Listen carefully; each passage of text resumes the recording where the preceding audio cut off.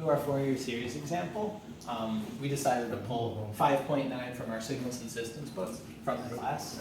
So in the example, it shows off this waveform, and it's 3 trapezoids, but of course it extends out. So if you'll note that it has even symmetry, which means it extends out, it's the same function on either side. So going into the function, we can see that we can describe it as 3 linear lines extended out from 2 to -1, -1 to 1, and then 1 to 2. So these are the actual functions that we'll be using. So the first coefficient we're going to talk about is the average value coefficient. It's going to be a of 0.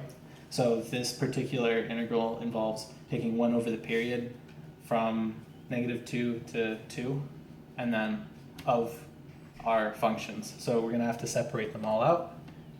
And then after all the math, you'll end up with 15 over 2.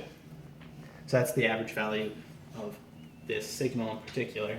Moving on, we'll have to describe all the other terms through cosine function. So we'll start off with a of n. It's going to look quite similar to the a naught. However, it's going to be 2 over t naught over the same period of the function multiplied by our cosine function dt.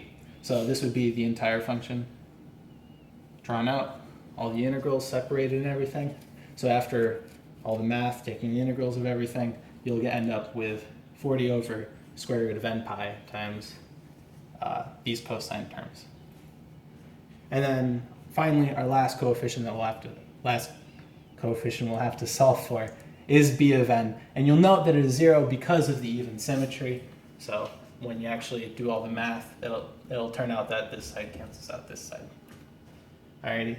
So coming back, the main function will look like this. It will be typically a naught, which is our first constant, plus a series with our a of n put in front of a cosine term. And then normally there would be a sine term, which would be your b of n. However, because that is 0, it all goes out to 0. So this would be our final Fourier series representation of the waveform.